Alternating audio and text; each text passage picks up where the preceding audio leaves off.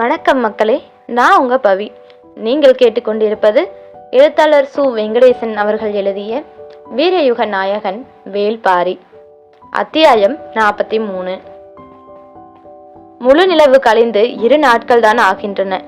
நிலவின் ஒளியை கூடி நிற்கும் கருமேகங்கள் முழுமையாக மறைந்திருந்தன. கடும் இருட்டுக்குள் நடுவில் இங்கும் அங்குமாக மின்னல் வெட்டி சரிந்து கொண்டிருந்தது. தேக்கனும் வேட்டூர் பழையனும் உடன் வந்த வீரர்களோடு கீதானையையும் அளவனையும் மட்டும் அழைத்து கொண்டு நடுமலையில் இருந்த பாரியிடம் வந்தனர். கடுமையாக பாதிக்கப்பட்டிருந்த மாணவர்களுக்கு சில மருத்துவங்களை செய்து குகை ஒன்றில் தங்க சொல்லிவிட்டு வந்தனர். நடுமலையிலிருந்து சென்றி புகை மேலேறியதை பார்த்து காட்டுக்குள் இருந்த 4 ஏற்கனவே பாரியிடம் வந்திருந்தனர். அனைவரும் இப்போது ஒன்றிணைந்தனர். காயங்கள் அதிகமாக இருந்ததால் தேக்கனை பாரி எதிர்பார்க்கவில்லை. ஆனால் அவனோ வேட்டூர் பழையனையும் சேர்த்து அழைத்து வந்தது வியப்பை ஏற்படுத்தியது. அடர் இருளுக்குள் மழை கொட்டி தீர்க்கப் போகிறது. இடியோசையும் வெட்டும் மின்னல் ஒளியும் காட்டை மிரட்டி கொண்டிருந்தன. ஏற்றுக்கொள்ள முடியாத உண்மைகள் கசப்பினும் கொடியவை. அவற்றை விழுங்கவோ கரைக்கவோ முடியாது. சில கனிகளை வேட்டூர் பழையன் கொடுத்த பிறகு மாணவர்களின் தொண்டைக்குழியில் இருந்த கசப்பு சற்றே மட்டுப்பட்டது. ஆனால் பெரியவர்களின் உடல் முழுவதும் அது ஏறியிருந்தது. ஓடிக்கொண்டிருக்கும் ஒவ்வொருவனும் விழுங்க முடியாத கசப்பை வழங்கிவிட்டு போயிருக்கிறான். எனவே இப்போது இவர்கள் பேச பேச அவர்களுக்குள் மாணவர்களுக்கு சுரந்ததைப் போல கசப்பு சுரந்து கொண்டிருந்தது. சகித்து கொள்ளவே முடியாத கசப்பு. தேவ வாக்கு விலங்கை கண்ணெதிரே தூக்கி கொண்டு ஓடுவதை பற்றி பேசுவதை விட கொடுங்கசப்பு வேறில்லை. இந்த மலைத்தொடரின் அமைப்பை பற்றி அவர்களுக்கு எதுவும் தெரியவில்லை என்பது கொற்றவியின் கூத்துக்களத்திலிருந்து நடுமலை வரை அவர்கள் ஓடி வந்த வழித்தடத்தின் வழியே அறிய முடிகிறது. அதே நேரத்தில் எவ்வளவு கொடுங்காட்டுக்குள்ளேயும் நுழைந்து வெளியேறக்கூடிய ஆற்றல் கொண்டவர்கள் என்பதும் அவர்கள் வந்த வழித்தடத்திலிருந்து அறிய முடிகிறது என்றான் பாரி. யார் இவர்கள்? எத்தனை பேர் வந்துள்ளார்கள்? இந்த திசையை நோக்கி போனால் எந்த நாட்டை அடைவார்கள் என்று கேட்டான் வேட்டூர் பழையன். அவர்கள் ஓடிக்கொண்டிருக்கும் திசையை வைத்து அவர்களின் நாட்டை நம்மால் கண்டறிய முடியாது. அவர்கள் எளிமையானதும் சரியானதுமான திசை வழியை தேர்வு செய்து ஓடவில்லை. எந்த வழியில் ஓடினாலும் இலக்கை அடைய வேண்டும் என்ற உறுதியோடு ஓடுகின்றனர் என்று சொன்ன பாரி சற்றே இடைவெளி விட்டு சொன்னான். எந்த ஒரு வேந்தனின் கட்டளைக்காகவும் இவர்கள் இந்த பணியை செய்யவில்லை. போர் வீரர்கள் இவ்வளவு உறுதிப்பாட்டை ஒருபோதும் கொண்டிருக்க முடியாது. அதையும் தாண்டிய ஏதோ ஒரு காரணத்துக்காகத்தான் இந்த வேலையை இவர்கள் செய்து கொண்டிருக்கிறார்கள் என்றான். பாரியின் கணிப்பு மிகச் சரியானது என தேக்கனுக்கு தோன்றியது. அவர்கள் கண்களில் இருந்த ஆவேசம் எந்த கணத்திலும் குறையவில்லை. எல்லாவற்றையும் தகத்தெறியும் வலிமையும் உறுதியும் கொண்டவர்களாக அவர்களை உணர்ந்திருந்தான் தேக்கன். வேட்டூர் பழையனோ பேசப்படும் சொற்களின் வழியே அவர்களின் வேகத்தையும் திறனையும் மனதுக்குள் உருவகித்து கொண்டிருந்தான். இவ்வளவு பெரிய தாக்குதலை நடத்திவிட்டு எதிரிகள் ஓடிக்கொண்டிருக்கின்றனர். ஆனால் பாரியும் தேக்கனும் பொறுமையாக பேசிக் கொண்டிருக்கின்றனரே என்று புதிதாய் வந்து சேர்ந்த வீரர்கள் பதறியபடி நின்றிருந்தனர். நடுமலைக்கும் கடைசி மலையான காரமலைக்கும் இடையில் 3ஆம் சரிவில் இருக்கும் காட்டாற்றின் நடுவில் அவர்களை தாக்கும் புதியதொரு தாக்குதல் முறையை வேட்டூர் பழையன் சொன்னான். அவர்கள் உடலின் வடிவத்தையும் வலிமையையும் சிந்தித்ததால் தண்ணீர்தான் இயல்பிலேயே அவர்களை கட்டுக்குள் கொண்டு வர ஏதுவான இடம். அவர்களின் பலத்தையே பலவீனமாக மாற்றலாம் என்று வாதிட்டான். நீரின் வேகம் வலிமையாக இருந்தால் மட்டுமே அது உதவி செய்யும். இல்லையென்றால் மிக எளிதில் அந்த திட்டத்தை அவர்களால் முறியடித்து விட முடியும் என்றான் தேக்கன். வேறு வழி என்ன என சிந்தித்த போது பாரி சொன்னான். நடுமலையிலிருந்து காரமலை வரை அவர்களை குறுக்கீடு செய்ய வேண்டாம். ஓடட்டும். அவர்களுடன் வந்துள்ளவர்கள் இன்னும் எத்தனை பேர் என்பது நமக்கு தெரிய வேண்டும். அவர்கள் அனைவரும் ஒன்றிணைந்த பிறகுதான் நாம் தாக்குதலை தொடுக்க வேண்டும் என்றான். தேக்கனும் வேட்டூர் பழையனும் சற்றே அதிர்ந்தனர். காரமலையை தாண்டிவிட்டால் சில இடங்களில் 1-2 குன்றுகள் இருக்கின்றன. சில இடங்களில் அதுவும் இல்லை. மிக எளிதாக சமதளக்காடுக்குள் நுழைந்து விடலாம். எனவே பாரி சொல்வது ஆபத்தான திட்டமாக அவர்களுக்கு தோன்றியது. இதை தவிர வேறு எந்த திட்டத்தை கொண்டும் நம்மால் அவர்களை வளைக்க முடியாது. அடிப்படையில் அவர்கள் எத்தனை பேர் என்பது தெரியாமல் எந்த திசையை நோக்கி ஓடுகிறார்கள் என்பதும் தெரியாமல் காட்டுக்குள் அவர்களை நம் வீரர்கள் மறித்து தாக்குவது கடினம். நீங்கள் சொன்னபடி இரத்த சிலந்திகள் கீழ் இறங்குவதற்குள் புதரை விலக்கி அந்த இடத்தை கடந்துள்ளனர் என்றால் அது எளிதான செயல் அல்ல. அதைவிட அடர் கானகம் வேறு எதுவும் இல்லை. அதையே ஊடறுத்து வெளிவந்துள்ளனர். இனி அவர்கள் பச்சை மலை தொடரின் எந்த ஒரு காட்டையும் எளிதில் கடந்து விடுவார்கள். பாரி சொல்வது நம்ப முடியாத, ஆனால் நம்பியே ஆக வேண்டிய ஒன்றாக இருந்தது. இன்னும் சற்று நேரத்தில் மழை இறங்க போகிறது. மழை தொடங்கிவிட்டால் அவர்களால் இந்த குத்துக்கள் பள்ளத்தாக்கில் ஓர் அடி கூட எடுத்து வைக்க முடியாது. மண்ணின் சரிவும் இறங்கியோடும் தண்ணீரின் வேகமும் யாரையும் இழுத்து கொண்டு போய்விடும். எனவே இன்று இரவு முழுவதும் அவர்கள் ஏதேனும் ஒரு இடுக்கினில் தங்கித்தான் ஆக வேண்டும். மழை நின்ற பிறகு நாளை காலையில்தான் அவர்கள் இறங்க தொடங்குவார்கள். பகல் முழுவதும் இறங்கினால் மாலை நேரத்தில் அடிவாரத்தை அடையலாம். மண் நன்கு ஈரமாகிவிட்டால் நேரம் இன்னும் அதிகமாகும். அதன் பிறகு எவ்வளவு வேகமாக ஓடினாலும் காரமலையை அடைய அடுத்த நாள் உச்சி பொழுது கடந்துவிடும். ஆனால் நாம் இப்போது இங்கிருந்து ஓடைச்சரிவின் வழியே நடக்க தொடங்கினால் எவ்வளவு மழை பெய்தாலும் ஒரு பாதிப்பும் ஏற்படாது. நாளை மாலைக்குள் காரமலையின் உச்சியை அடைந்து விடலாம். ஒரு முழு இரவு நாம் முன் சென்று விடுவோம். அங்கிருந்து தாக்கும் திட்டத்தை நிறைவேற்ற வேண்டும் என்றான் பாரி. நீண்ட நேரம் அமைதியாகவே இருந்த தேக்கன் இப்போதும் அப்படியே இருந்தான். ஆனால் இவ்வளவு நேரம் உரையாடி கொண்டிருந்த வேட்டூர் பழையனோ மறுமொழி ஏதும் கூறாமல் அமைதியானான். பாரி பழையனை உற்று பார்த்து கொண்டிருந்தான். சிறிது நேரத்துக்கு பிறகு பழையன் சொன்னான், எல்லாம் எதிர் திசையில் நடந்து கொண்டிருக்கின்றன. பழையன் சொல்ல வருவது புரியவில்லை. பாரியின் முகமறித்து பழையன் விளக்கினான். மேற்கு திசை காடுகளில் பரம்பை நோக்கி படைகளை நகர்த்த பாதை அமைத்து கொண்டிருந்தான் சேரன். நாமும் மிக தீவிரமாக அதை கண்காணித்து கொண்டிருந்தோம். ஆனால் நேர் எதிராக கிழக்கு திசையிலிருந்து பரம்புக்குள் நுழைந்து கொற்றவையின் கூத்துக்களம் வரை இவர்கள் வந்துள்ளனர். நமது கவனத்தை திருப்பி அதற்கு நேர் எதிர் திசையிலிருந்து உள் நுழைந்துள்ளனர். அதே போன்ற சூழ்ச்சிதான் ஓடிக்கொண்டிருக்கும் இந்த செயலின் பின்னணியிலும் இருக்கும் என நினைக்கிறேன் என்றான் பழையன்.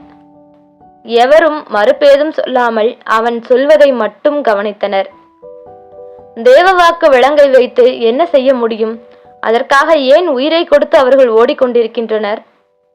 பழையனின் வினாவை தொடர்ந்து அமைதியே நீடித்தது.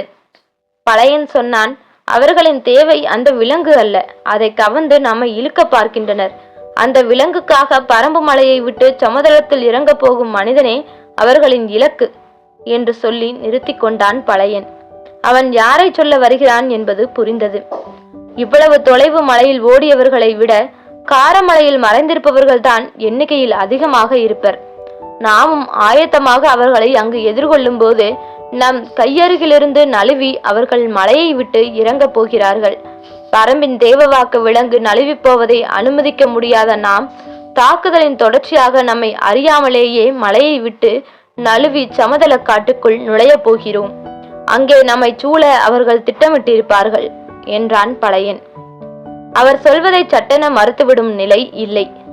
உடன் நின்றிருந்த வீரன் சற்றே தயக்கத்தோடு கேட்டான், ஆனால் பரம்பை இவ்வளவு குறைப்பாக மதிப்பிட்டு இவ்வளவு துல்லியமாக திட்டமிடும் அளவுக்கு யாருக்கு துணிவிருக்கும்? யாருக்கு துணிவிருக்கும் என்பது நமக்கு தெரியாமல் இருக்கலாம். ஆனால் யாருக்கோ துணிவிருந்திருக்கிறது என்பதைத்தான் இப்போது நாம் பார்த்து கொண்டிருக்கிறோம். உங்களின் கருத்துதான் என்ன? நடுமலைக்கும் காரமலைக்கும் இடையிலே அவர்களை அழைத்தால்தான் உண்டு. எக்காரணம் கொண்டும் காரமலையின் மீது ஏற அவர்களை அனுமதிக்க கூடாது என்று பழையன் உறுதியாக சொன்னான். அதற்கு வாய்ப்பில்லை. நாம் நின்று திட்டமிட முடியாது. ஓடிக்கொண்டேதான் திட்டமிட முடியும். இருவரின் ஓட்ட வேகத்தில் இருக்கும் இடைவெளிதான் நமக்கு கிடைக்கும் நேரம். நாம் அவர்களை தாக்க ஆயத்தமாவதற்கான குறைந்தளவு நேரம் இந்த குறிப்பிட்ட தொலைவை ஓடி கடக்க அவர்களை அனுமதிப்பதன் வழியாகவே கிடைக்கும். அவர்கள் நம்மளையும் வேகமாக ஓடக்கூடியவர்கள், ஆனால் தவறான வழியில் ஓடிக்கொண்டிருக்கிறார்கள். நாம் சரியான வழியில் ஓடுவதால் அவர்களின் வேகத்தை எளிதாக கடந்து முன்னிலையை அடைய முடியும். சரி, நாம் காரமலையை விரைவில் அடைந்துவிட்டால் அவர்கள் வந்து சேர்வதற்குள் நம்மால் எவ்வளவு வீரர்களை திரட்டிவிட முடியும் என கேட்டான் பழையன். போரிட புதிதாக வீரர்கள் தேவையில்லை, இங்கு இருப்பவர்களே போதும் என்றான் பாரி. அவனது சொல் தேக்கனையும் பழையனையும் பேரதிர்ச்சிக்கு உள்ளாக்கியது. பதட்டத்தில் பாரி நிதானம் தவறுகிறானோ என தோன்றிய மறுகணமே, இல்லை, பாரி உதிர்க்கும் சொற்கள் பரம்பை போல் நிலை கொண்டவை, ஒருபோதும் உதிராது. எந்த சூழலிலும் பாரி பொறுமை இழப்பவன் அல்லன் என்றும் தோன்றியது. ஆனால் இப்போது ஏற்பட்டுள்ளது புதிய சூழல். இதை வழக்கமான ஒன்றை போல மதிப்பிடவும் முடியாது என்றும் தோன்றியது. இருவருக்கும் குழப்பமே மிஞ்சியது. பாரி குழப்பமற்று இருந்தான். அது இவர்கள் இருவரையும் மேலும் குழப்பத்துக்குள்ளாக்கியது. பாரி தொடர்ந்தான். எனக்கு வீரர்கள் தேவையில்லை, காட்டுக்குள் எதிரிகளின் நகர்வை உணர்த்தும் அடையாளக்காரர்கள் மட்டுமே தேவை என்றவன் மேலும் சொன்னான். அவர்களை வழக்கமான தாக்குதல் முறைகளால் ஒன்றும் செய்துவிட முடியாது. அவர்களை அழித்து தேவவாக்கு விலங்கை காப்பாற்ற வேறு வழிமுறையை தான் பின்பற்ற வேண்டும். அதை பற்றி நான் சிந்தித்து விட்டேன் என்றான். பாரியின் குரலில் இருந்த உறுதி எதிர்கேள்விக்கான இடம் எதையும் விட்டு வைக்கவில்லை. ஆனாலும் பழையன் கேட்டான். நம் யாரிடமும் போர் ஆயுதங்கள் எதுவும் இல்லை. வீரர்கள் கூட வேட்டைக்கு பயன்படுத்தும் எளிய வகை விற்களைத்தான் வைத்துள்ளனர். ஆனாலும் நீ இவ்வளவு உறுதி கொண்டு சொல்வதால் தான் நான் ஏற்கிறேன். ஒருவேளை அவர்கள் தேவவாக்கு விலங்கை தூக்கி கொண்டு சமதள காட்டுக்குள் நுழையும் சூழல் வந்தால் பரம்பை விட்டு நீ கீழிறங்க கூடாது. நாங்கள் பின்தொடர்ந்து தாக்கி அதை கைப்பற்றுகிறோம். இந்த உறுதியை அளிப்பதன் மூலம் எனது உறுதியை கேள்விக்குள்ளாக்க விரும்பவில்லை. அவர்களால் ஒருபோதும் பரம்பின் எல்லையை தாண்ட முடியாது. பாரியின் சொல் பாறையென நிலை கொண்டது. இடியோசையில் திசைகள் நடுங்கின. மழை இறங்கியது. வெட்டும் மின்னலொளியில் காட்டின் மேற்கூரை கலன்று விட்டது போல் தெரிந்தது. தேவவாக்கு விலங்கு என்பது கொற்றவையின் குறி சொல்லும் குழந்தை. அதை எதிரியிடம் பறிகொடுப்பது நமது உயிரை கொடுப்பதற்கு நிகர். ஒருபோதும் அது நிகழாது. முழங்கும் பாறையின் குரலே இடியோசையென காடெங்கும் ஒலித்தது. எதிரிகளை அழிக்கும் பணி பாரியினுடையதானது. அவர்கள் எந்த இடத்தில் காரமலையை கடக்கப் போகின்றனர் என்பதை கண்டடைவதும் அங்கிருந்து அவர்கள் போகும் வழியை தெளிவாக தெரியப்படுத்துவதும் தான் மற்றவர்களின் வேலை. இருப்பவர்களை இரு கூறாக பிரித்தனர். பாரி தன்னுடன் கீதானியையும் அளவனையும் வைத்து கொண்டான். வந்த வீரர்களில் அம்பு எய்வதில் சிறந்த இருவரை உடன் அழைத்து கொண்டான். மற்ற எல்லோரையும் இன்னொரு குழுவாக்கினான். அவர்களுக்கான பணி உறுதியானவுடன் அவர்கள் நடுமலையின் தென்புறம் நோக்கி புறப்படத் தொடங்கினர். பாரி வடதிசையை நோக்கி புறப்பட்டான். காட்டில் வீறு கொண்டு மழையடிக்கும் போது நிலம் பார்த்து மிக கவனமாக அடியெடுத்து வைக்க வேண்டும். இல்லையென்றால் நீரும் நிலமும் மனிதனை விழுங்கிவிடக்கூடும். ஆனால் இப்போது நடப்பது வேறொன்று. மின்னலை கைகோலாக கொண்டு நடக்கும் மனிதர்களை காடு பார்த்து கொண்டிருந்தது. தங்கள் தோளில் பட்டு தெரிக்கும் நீர்த்துளி மண்ணில் விழும் முன் மறுகுன்று கடக்க அவர்கள் முயன்று கொண்டிருந்தனர். தேக்கனும் வேட்டூர் பழையனும் உடன் வந்த 4 வீரர்களும் தென் திசை நோக்கி விரைந்தனர். அதிகாலைக்குள் குடிமனூரை அடைந்து ஆக வேண்டும். அங்குதான் கூவல் குடியினர் இருக்கின்றனர். இந்த ஆண்டு நடந்த கொற்றவை கூத்தில் 8ஆம் நாள் விழா கூவல் குடியினருடையது. கூவல் குடியினர் இயற்கையின் ஆதி மைந்தர்கள். தவளையை வழிபடுபவர்கள். தவளையின் குரல் வளையிலிருந்து எழும் ஓசை பறையின் அதிர்வோசையையும் விஞ்சக்கூடியது. அதனால்தான் தவளையை ஓசையின் அரசி என்று அழைக்கின்றனர். அளவு சிறுத்த இடையை அடித்தொண்டையில் வைத்து இரவெல்லாம் கக்கிக் கொண்டே இருக்கும் உயிரினம் அது. தலைப்பின்றி ஓசையை எழுப்பிக் கொண்டே இருப்பதில் தவளைக்கு நிகரானது எதுவும் இல்லை. கூவல் குடியினரும் அதை போல்தான். அவர்களின் குரல் வளை இடியோசைக்கு நிகரானது மட்டுமன்று, இளைப்பாறுதல் அற்றது. எவ்வளவு பெரிய மலைத்தொடரையும் ஒலிக்குறிப்புகளை கொண்டு இணைத்துவிடும் ஆற்றல் கொண்டது. மலையில் ஓசை எழுப்பும் பெருங்கருவி காரிக்கொம்புதான். எல்லா மலையூர்களிலும் அது இருக்கும். அதை எளிதாக எடுத்து ஊத முடியாது. அதை ஊத மிகச்சிறந்த பயிற்சி வேண்டும். முழு வலிமையோடு ஊதினால் மலை முழுவதும் எதிரொலிக்கும். ஒரு முறை ஊதுவது, இரட்டித்து ஊதுவது என்ற 2 முறைகளால் மலை மக்கள் தங்களின் குறியீட்டு முறையை பயன்படுத்தி செய்திகளை பரப்புகின்றனர். இதிலிருந்து சற்றே மாறுபட்டவர்கள் பரம்பின் மக்கள். அவர்கள் காரிக்கொம்பை சிறப்பாக பயன்படுத்துவர். ஆனால் அதை நிலை கொண்ட ஊர் இருக்கும் இடத்தில்தான் பொதுவாக பயன்படுத்த முடிகிறது. காட்டுக்குள் உள்ள ஒரு மனிதன் உதவி தேவைப்பட்டால் என்ன செய்ய முடியும் என சிந்தித்து சென்றி கொடியை கண்டறிந்தனர். காரிக்கொம்பை தூக்கி ஊத பயிற்சி தேவை. அப்போதுதான் அது தொலைவுக்கு கேட்கும். ஆனால் சென்றி கொடியால் புகை போட மிக எளிது. சிறுவர் கூட தனக்கு உதவி தேவை என்று காட்டின் இன்னொரு திசையில் இருப்பவருக்கு தெரிவித்துவிட முடியும். அவ்வளவு எளியது மட்டுமன்று, சிறந்ததும் கூட. அதிலும் பிரச்சனை இல்லாமல் இல்லை. புகையை பகலில் மட்டுமே பயன்படுத்த முடியும். அதுவும் மழைக்காலத்தில் மேகங்கள் திரண்டுவிட்டால் மறைக்கப்பட்டு விடும். மேலதாள ஓசைகள், காரிக்கொம்பு, செஞ்சி புகை என உதவி கேட்கும் வழிமுறைகள் பல இருந்தாலும் ஒவ்வொன்றிலும் நிறை குறைகள் இருக்கின்றன. ஆனால் இந்த கருவிகள் எவையும் கூவல்குடியைச் சேர்ந்த ஒரு தனி மனிதனுக்கு இணையாகாது. அவர்கள் இடியை விழுங்கி இரவெல்லாம் கத்திக் கொண்டிருப்பவர்கள். பழுத்த கனியை பாறையில் எரிந்து தெறிக்க வைப்பதைப் போல ஓசையை காற்றுடன் மோதவிட்டு தெறிக்க விடக்கூடியவர்கள். தம் அடிநாக்கை மடித்து எழுப்பும் ஒளியால் காட்டுக்கே ஒளிவேலி கட்டுகிறவர்கள். அவர்களின் இருப்பிடமான குடிமனூரை நோக்கியே தென்புறம் சென்று கொண்டிருந்தது தேக்கனின் தலைமையிலான குழு. கொட்டு மலையில் மிக மெதுவாகவே நடந்தான் பாரி.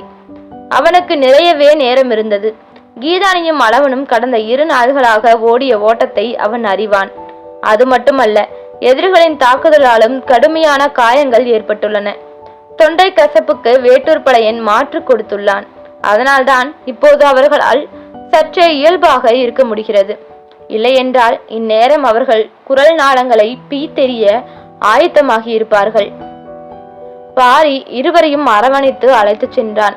மற்ற வீரர்கள் இருவரும் ஆவேசத்தோடு முன்னால் ஓடிக்கொண்டிருந்தனர். காட்டோடையில் பெருகும் நீர் பார்த்து இரவெல்லாம் நடந்தனர். இடியும் மின்னலும் பாறை எங்கும் விழுந்து சரிந்து கொண்டிருந்தன. மலையோசை கேட்டு விலங்குகள் பம்மி கிடந்தன.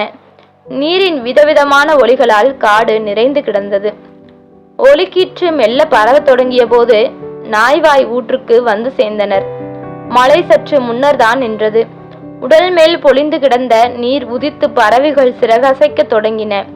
காரமலையின் அடிவாரம் செல்ல இன்னும் சிறிது தொலைவே இருந்தது. கிழக்கு திசை வெளிச்சம் காரமலையின் மேலிருந்து வழிய தொடங்கியது. பாரியின் கண்களுக்கு தூர் அகன்ற உடை மரம் ஒன்று கண்ணில் பட்டது. அதை பார்த்ததும் நின்று விட்டான். உடன் வந்தவர்களும் நின்றனர்.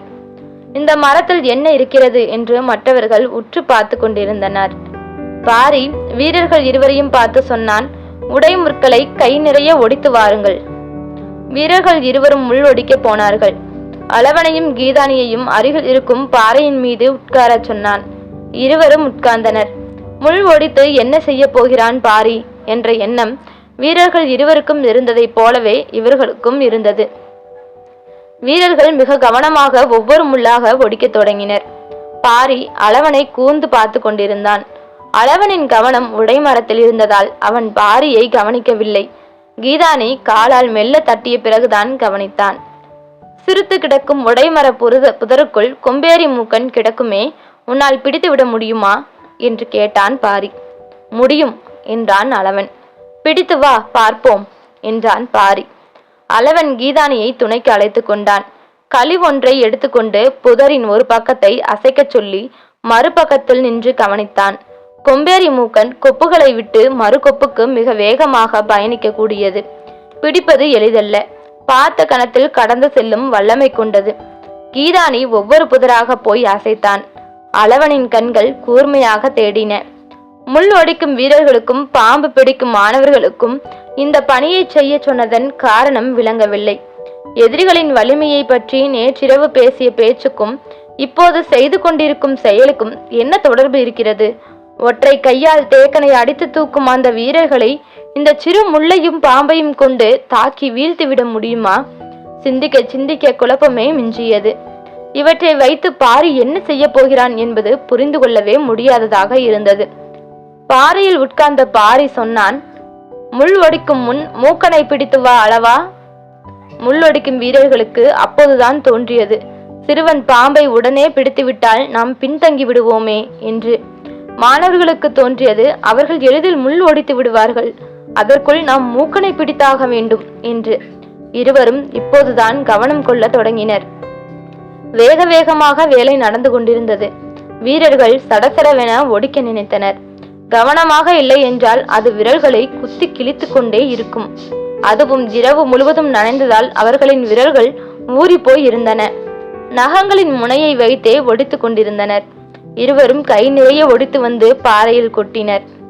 சற்றே சாய்ந்து உட்கார்ந்த பாரி விரல்களால் கிளறி மிக நீளமாக இருக்கும் முள்களையும் நீளமற்று இருக்கும் முள்களையும் ஒதுக்கிவிட்டு நடுத்தரமான அளவு கொண்ட முள்களை மட்டும் தனியே பிரித்தெடுத்தான். பாரி இதை ஏன் செய்கிறான் என்று புரியாமல் வீரர்கள் இருவரும் முழித்து கொண்டிருந்தனர். அளவனிடமிருந்து குரல் கேட்டது.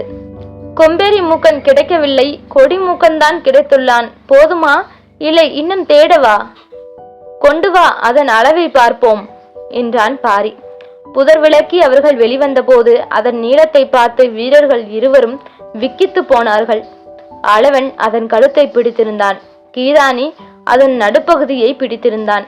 கை முழுவதும் சுற்றி சுருண்டிருந்த அதன் நீளம் பார்க்கவே அச்சம் மூட்டுவதாக இருந்தது. கொம்பேரி மூக்கன் கிடைக்கவில்லையே என சிந்தித்த பாரி பிடிப்பட்ட கொடி மூக்கனை கொண்டு வர சொன்னதற்கு காரணம் அதன் நீளத்தை அறியத்தான். அவன் எதிர்பார்த்ததை விட வயது முதிர்ந்ததாக அது இருந்தது. இது போதும், வா என்றான் பாரி. இருவரும் பாறை நோக்கி வந்தனர். தனக்கான ஆயுதத்தை பாரி தயார் செய்ய தொடங்கிய போது காரமலையின் மேல் விளிம்பிலிருந்து எட்டி பார்த்தான் கதிரவன். தொடரும்.